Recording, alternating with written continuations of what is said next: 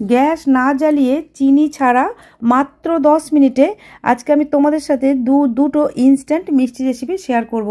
যে মিষ্টিগুলো এতটাই টেস্টি যে দোকান থেকে মিষ্টি কিনে খাওয়া ভুলে যাবে।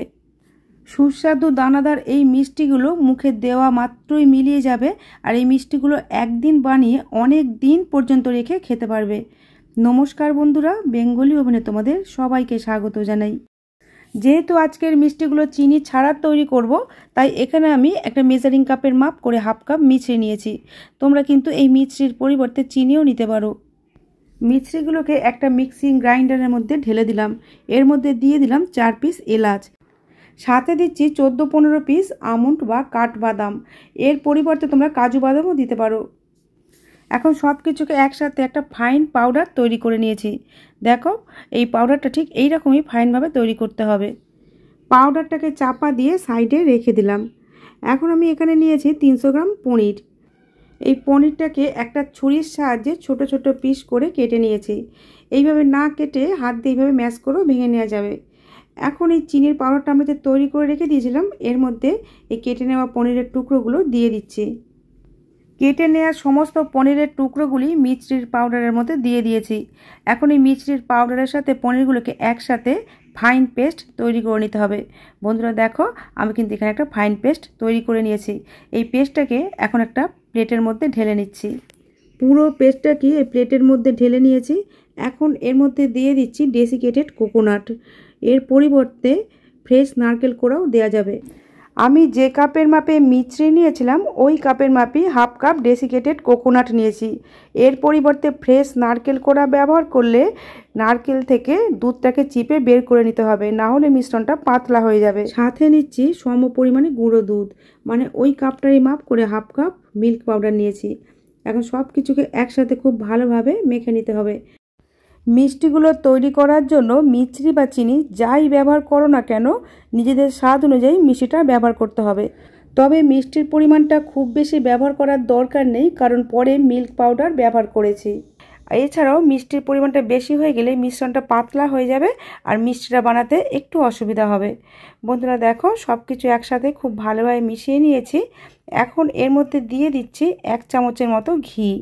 ঘিটা দিয়েও মিশ্রণের সাথে খুব ভালোভাবে মিশিয়ে নেব। সব কিছুকে খুব ভালোভাবে মিশিয়ে নিয়েছি। দেখো, মিশ্রণটা বেশ নরম, মিষ্টির শেপ কিন্তু ভালো দেওয়া যাচ্ছে না, তাই এটাকে আরও একটু টাইট করতে হবে। তাই এখানে আমি আরও 4 থেকে 5 টেবিল চামচের মতো ডেসিকেটেড কোকোনাট ব্যবহার করলাম। এই নারকেলের পাউডারটা মিশ্রণের সাথে খুব ভালোভাবে মিশিয়ে নিয়েছি। এখন এবার শেপ দিয়ে দেখতে হবে যে মিষ্টিগুলো ভালো শেপ দেওয়া যাচ্ছে কিনা। দেখেই বুঝতে পারছো যে এই মিষ্টিগুলো কিন্তু এখন খুব ভালোভাবে শেপ দেওয়া যাচ্ছে। তার মানে আমাদের মিশ্রণটা একদম রেডি হয়ে গেছে মিষ্টিগুলো তৈরি করার জন্য। এখন এই মিশ্রণটা থেকে নিজেদের খুশি মতো যে কোনো শেপে মিষ্টিগুলো তৈরি করে নেওয়া যাবে। আমি এখানে প্রথমে কয়েকটা গোল গোল শেপে তৈরি করে নিচ্ছি। পুরো মিষ্টিটাই এই গোল শেপে তৈরি করে নিতে পারো, বা ইচ্ছে মতো যে কোনো শেপ দিতে পারো, অথবা রোল করেও তৈরি করতে পারো। আমি এখানে গোলাকৃতি 4টে তৈরি করে নিয়েছি, আর বাকিটা রোল করে তৈরি করে নেব। তার জন্য 2 হাতের তালু দিয়ে এইভাবে হালকা হালকা প্রেসার দিয়ে দিয়ে একটা রোল আমরা তৈরি করে নিচ্ছি। এইভাবে হালকা হালকা চাপ দিলে কিন্তু এটা লম্বা হয়ে খুব সহজে রোল হয়ে যাবে। তাই মিশ্রণটা মাখার সময় খেয়াল রাখতে হবে যেন মিশ্রণটা খুব বেশি যেমন নরমও না হয়, আবার খুব বেশি শক্তও না হয়। এখন একটা বাটার পেপার নিয়ে তার উপর দিয়ে কিছুটা ড্রাই ফ্রুটস কুচানো ছড়িয়ে দিলাম। এর ওপর দিয়ে তৈরি করা রোলটা দিয়ে দিলাম, দিয়ে ড্রাই ফ্রুটসের ওপর দিয়ে রোলটাকে একটু গড়িয়ে দিলাম। আমি এখানে অল্প করে ড্রাই ফ্রুটস দিয়েছি, তাই মিষ্টির এক সাইডটা এই ড্রাই ফ্রুটসগুলো লেগেছে। তোমরা চাইলে কিন্তু 4-5টাই লাগিয়ে দিতে পারো আর একটু বেশি করে দিয়ে। আর ওপর দিয়ে অল্প একটু কেশর দিয়ে দিচ্ছি, যাতে মিষ্টিগুলো দেখতেও ভালো লাগে, আবার মিষ্টিগুলোর মধ্যে একটু কেশরের ফ্লেভারও চলে আসে। এটা কিন্তু অপশনাল, তোমাদের হাতের কাছে থাকলে দেবে, না হলে বাদ দিয়ে দেবে। এখন বাটার পেপারের সাহায্যে মিষ্টিটাকে এইভাবে রোল করে নিয়ে নর্মাল ফ্রিজে 10 থেকে 15 মিনিট রেখে দিতে হবে। এই 10-15 মিনিটের মধ্যে কিন্তু খুব ভালোভাবে সেট হয়ে যাবে। এখন আমি তোমাদের 10 মিনিট পরে দেখাচ্ছি। বন্ধুরা দেখো, মিষ্টিটা খুব ভালোভাবে সেট হয়ে গেছে। এখন একটা ছুরির সাহায্যে এগুলোকে পিস পিস করে কেটে নিতে হবে। কাটাটা দেখি বুঝতে পারছো বন্ধুরা যে মিষ্টিগুলো কতটা দানাদার আর কতটা লোভনীয় হয়েছে। এইভাবে সরু বা মোটা করে নিজের খুশি মতো সাইজে কেটে নিতে হবে। বন্ধুরা দেখো, এই মিষ্টিগুলো দেখে এবং খেয়ে কেউ বুঝতে পারবে না যে এই মিষ্টিগুলো গ্যাস ওভেন ছাড়া এত ঝটপট তৈরি করে নেওয়া হয়েছে। আর খেতে এতটাই সুস্বাদু যে দোকানের মিষ্টি ফেলে এই মিষ্টি খাবে। এখন আমি তোমাদের একটা মিষ্টি ভেঙেও দেখিয়ে দিচ্ছি যে ভিতরটা ঠিক কতটা দানাদার আর লোভনীয় হয়েছে। আর গোল মিষ্টিগুলো যে তৈরি করেছিলাম এগুলো নর্মাল ফ্রিজে 10 মিনিটের জন্য রেখে দিয়েছিলাম। দেখো এগুলো কত সুন্দর হয়েছে। এখন আমি দ্বিতীয় মিষ্টি রেসিপিটা বানাবো। এর জন্য একইভাবে আমি হাফ কাপ মিশ্রি নিয়েছি। যেহেতু আমি চিনি ছাড়া দুটো মিষ্টি বানাবো তাই দুটোতেই মিশ্রি ব্যবহার করেছি। আবারও বলছি বন্ধুরা, এই মিশ্রির পরিবর্তে কিন্তু চিনিও ব্যবহার করতে পারবে সম পরিমাণে। প্রথম মিষ্টিটা তৈরি করার সময় যে মিক্সিং জারটা আমরা ব্যবহার করেছিলাম ওই জারের মধ্যেই এখন মিশ্রিগুলো ঢেলে দিয়ে এর মধ্যে 3 পিস গোটা এলাচ দিয়ে একটা ফাইন পাউডার তৈরি করে নিয়েছি। এখন দিয়ে দিচ্ছি ভাজা চীনাবাদাম। এখানে আমি খোসা ছাড়ানো চীনাবাদাম ব্যবহার করেছি। কাঁচা বাদামকে শুকনো খোলায় মিডিয়াম ফ্লেমে 2 থেকে 3 মিনিট অনবরত নাড়াচাড়া করে ভেজে নিয়েছিলাম। যখন খোসাগুলো বাদাম থেকে আলাদা হতে শুরু করেছে তখন গ্যাসের ফ্লেমটা অফ করে বাদামগুলোকে হালকা ঠান্ডা করে নিয়ে খোসাগুলো ছাড়িয়ে নিয়েছি। সেই ছাড়ানো বাদামই এখানে ব্যবহার করেছি। তোমাদের কাছে যদি দোকান থেকে কেনা ভাজা বাদাম থাকে সেগুলোও কিন্তু খোসা ছাড়িয়ে ব্যবহার করতে পারো।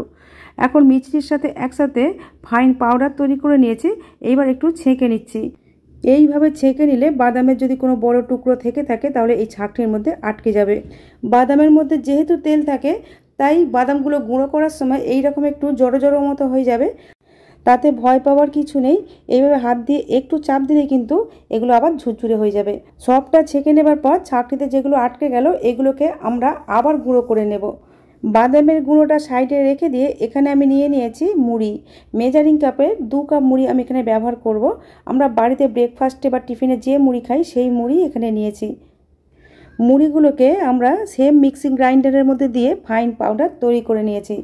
এখানে আমরা হাফ কাপ মিষ্টি নিয়েছি, হাফ কাপ ভাজা বাদাম আর 2 কাপ মুড়ি নিয়েছি। বাদামের পাউডারটা ছাঁকার সময় ছাঁকনির মধ্যে যেগুলো আটকে ছিল সেগুলো আমি তখন দিতে ভুলে গিয়েছিলাম। এখন আমি মুড়ির মধ্যে দিয়ে আরও একবার ভালো করে ফাইন পাউডার তৈরি করে নিয়েছি। বাদাম আর মিষ্টির পাউডারটা যে আমরা বাটিতে আগে থেকে ছেঁকে রেখেছিলাম তার মধ্যেই এই মুড়ির পাউডারটাও ছেঁকে নিচ্ছি। এই মুড়ির পাউডারটা একটু ছেঁকে নিতে হবে, কারণ এর মধ্যে যদি কোনো মুড়ির বড় টুকরো থেকে থাকে তাহলে ছাঁকনির মধ্যে আটকে যাবে। বন্ধুরা দেখো, খুব ভালোভাবে ছেঁকে নিয়েছি। এখন এই মিষ্টিগুলোর মধ্যে যাতে মাওয়ার টেস্ট আসে তার জন্য দিয়ে দিলাম হাফ কাপ গুঁড়ো দুধ। সাথে দিচ্ছি 5 টেবিল চামচ ডেসিকেটেড কোকোনাট। এর পরিবর্তে ফ্রেশ নারকেল কোড়াও দিতে পারবে। এখানে আমি নিয়েছি মালাই। দুধটা জাল দেওয়ার পর দুধের উপর যে সর পড়ে সেই সরটাই আমি এখানে নিয়েছি। এই মালাইটা ব্যবহার করলে মিষ্টির স্বাদটা একদম চেঞ্জ হয়ে যায়, তাই চেষ্টা করবে এই মালাইটা দেবার। তবে হাতের কাছে যদি মালাই না থাকে তাহলে আরও 2 টেবিল চামচ মিল্ক পাউডার বাড়িয়ে দেবে। মালাইটাকে হালকা হাতে মিশ্রণটার সাথে একটু মিশিয়ে নিয়েছি। এখন এবারে এটাকে ডোয়ের মতো করে মেখে নিতে হবে। তার জন্য ওই বাটিটার মধ্যেই আমরা নিয়ে নিয়েছি 2 টেবিল চামচের মতো দুধ। এই দুধটা আগে থেকে জাল দিয়ে ঠান্ডা করা ছিল। দুধটা দিয়েও হালকা হাতে এইভাবে একটু মেখে নিতে হবে।